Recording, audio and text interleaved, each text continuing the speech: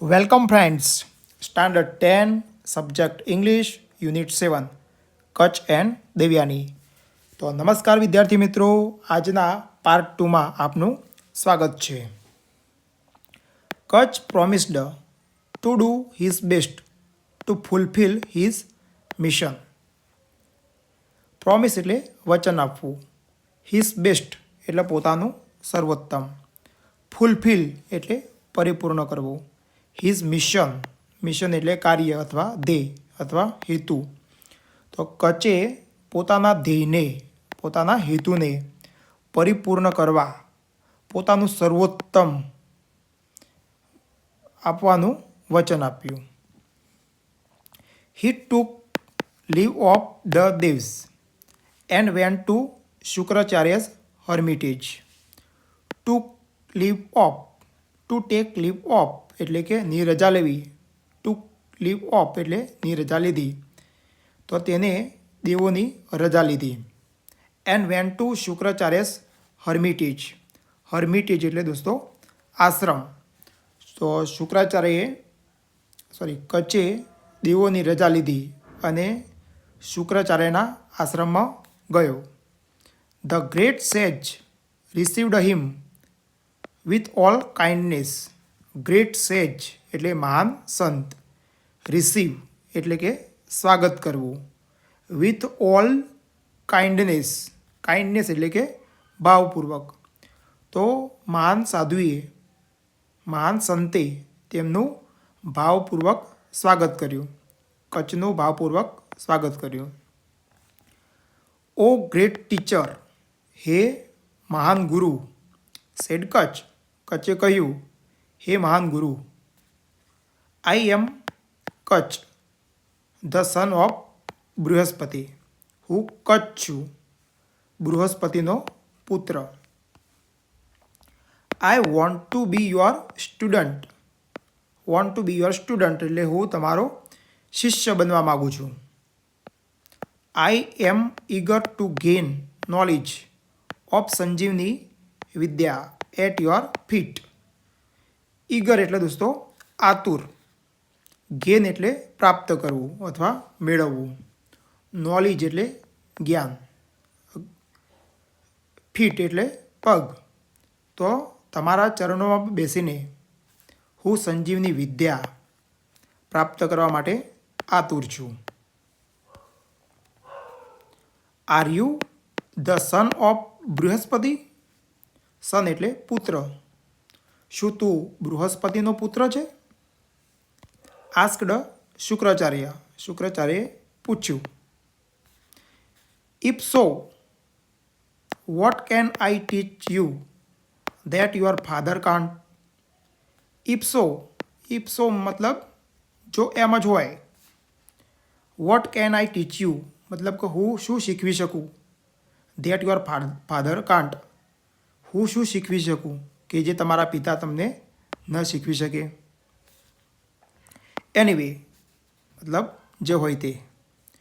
You have come to me in search of knowledge. In search of એટલે ની શોધમાં, knowledge એટલે જ્ઞાન.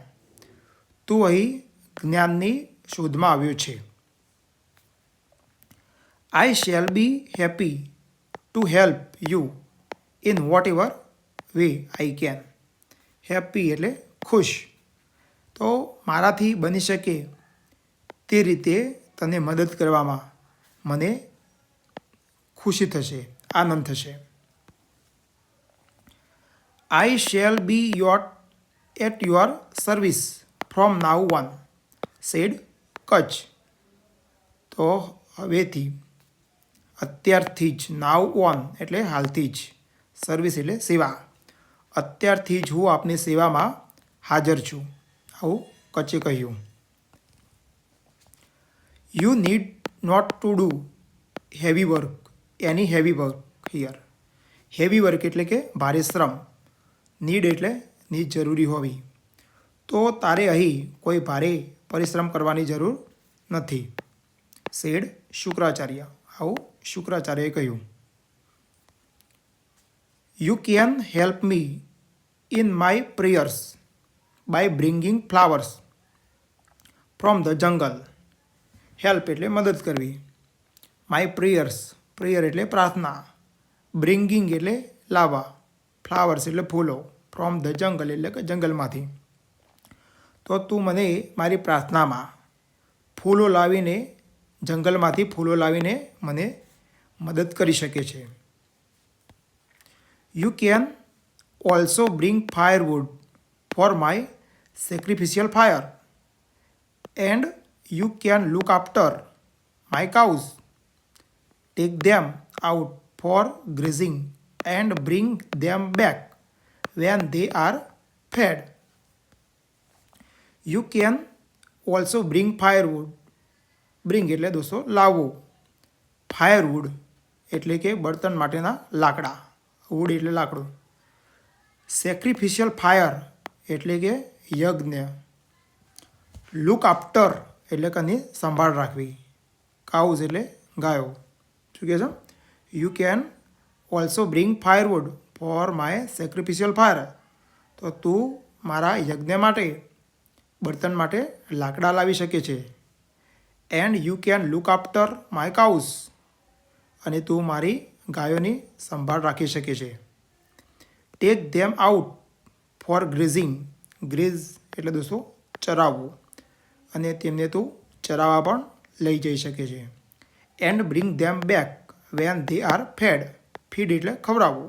મતલબ કે જ્યારે તેઓ ધરાઈ જાય ત્યારે તેને તું પાછી લાવી શકે છે.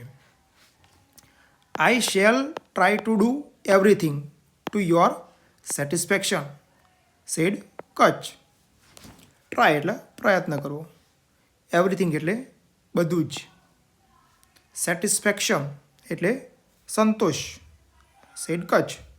તો કચ્છે કહ્યું, મતલબ કે તમને સંતોષ થાય તેવી રીતે હું બધું જ કરવાનો પ્રયાસ કરીશ. Thus, Kutch began to live with Shukracharya. Thus એટલે આમ. begin એનું past tense form. began એટલે શરૂ કર્યું. live એટલે રહેવું. આમ કચ્છે શુક્રાચાર્ય સાથે રહેવાનું શરૂ કર્યું. Because of his keen devotion and good service, he won the favor of Shukracharya. Keen એટલે દોસ્તો ઉગ્ર. બીકોઝ ઓફ એટલે ને કારણે. ડિવોશન એટલે ભક્તિ. ગુડ સર્વિસ એટલે સારી સેવા. To win the favour of એટલે કે નું મન જીતી લેવું. વન ધ ફેવર ઓફ એટલે મન જીતી લીધું. શુક્રાચાર્ય. તો તેની ઉગ્ર ભક્તિ અને સારી સેવાને કારણે તેને મતલબ કે કચ્છે શુક્રાચાર્યનું મન જીતી લીધું. Kacha was young, handsome and very intelligent, and no wonder Devayani fell in love with him at first sight. Young એટલે યુવાન. હેન્ડસમ એટલે દેખાવડો. છોકરો હોય એના માટે હેન્ડસમ, છોકરી હોય તો બ્યુટીફુલ. વેરી ઇન્ટેલિજન્ટ એટલે કે ખૂબ જ બુદ્ધિશાળી. નો વન્ડર એટલે કે સ્વાભાવિક રીતે. ફોલ ઇન લવ એટલે કે પ્રેમમાં પડવું. એનો past tense form fell in love એટલે કે પ્રેમમાં પડી. એટ ફર્સ્ટ સાઇટ એટલે કે પ્રથમ નજરે. મતલબ કે કચ્છ વોઝ યંગ, કચ્છ યુવાન હતો, દેખાવડો પણ હતો અને ખૂબ જ બુદ્ધિશાળી હતો. અને તેથી જ સ્વાભાવિક રીતે દિવ્યાની પહેલી જ નજરે તેના પ્રેમમાં પડી. But Kacha was a student and he could not respond to her love. Student એટલે વિદ્યાર્થી અથવા શિષ્ય. કુડ નોટ રિસ્પોન્ડ એટલે દોસ્તો પ્રતિસાદ આપવો. ટુ હર લવ એટલે કે તેનો પ્રેમ. પણ કચ્છ એક શિષ્ય હતો, તેથી તેના પ્રેમને તે પ્રતિસાદ આપી શક્યો નહીં. All the same Kacha liked her and considered her a friend. All the same મતલબ કે તેમ છતાં. કચ લાઇકડ હર, કચને તે ગમતી. કન્સિડર એટલે કે માનવું. ફ્રેન્ડ એટલે સખી, મિત્ર. છતાં કચને તે ગમી ગઈ અને તેને એક મિત્ર અથવા ફ્રેન્ડ તરીકે માનતો, સખી માનતો. He gathered flowers and fruits for her and helped her in her household duties.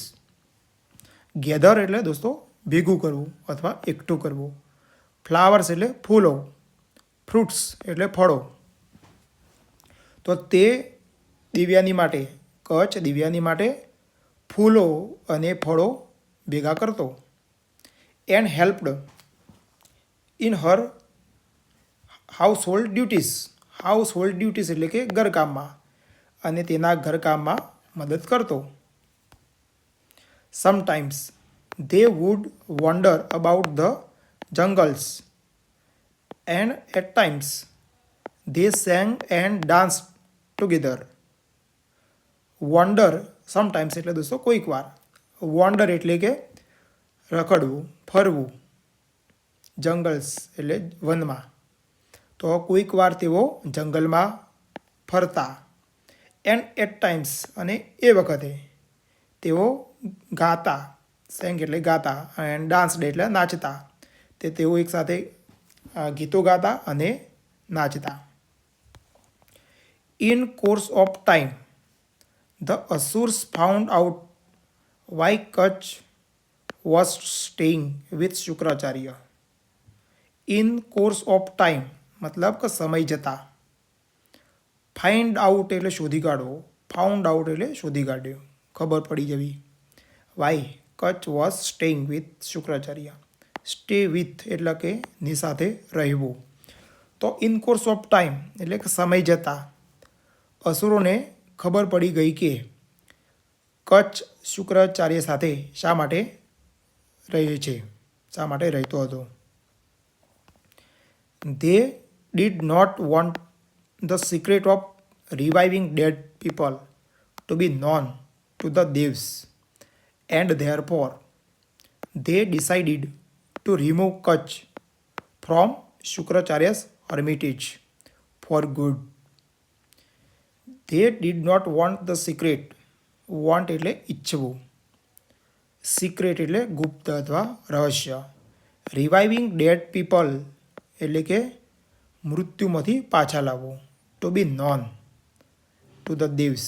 તો તેઓ they did not want the secret મતલબ કે તેઓ મતલબ કે રાક્ષસો ન ઈચ્છતા હતા કે કચ્છ મૃતકોને જીવતા કરવાની વિદ્યા શીખે, ગુપ્ત રહસ્ય શીખે. એન્ડ ધેરફોર અને એટલે ધે ડિસાઇડ એટલે નક્કી કર્યું. રિમૂવ એટલે પાછું કરવું. They decided to remove Kacha from Shukracharya's hermitage. Hermitage એટલે આશ્રમ. ફોર ગુડ એટલે હંમેશને માટે. અને એટલે તેઓએ કચ્છને શુક્રાચાર્યના આશ્રમમાંથી હંમેશ માટે દૂર કરવાનું નક્કી કર્યું. That could only be done by killing him. Be done એટલે કે થઈ શકતું તેમ હતું. કિલિંગ એટલે કે હત્યા અથવા મારી નાખવાથી. મતલબ કે અને તે માત્ર તેની હત્યા કરવાથી જ થઈ શકે તેમ હતું. Thank you.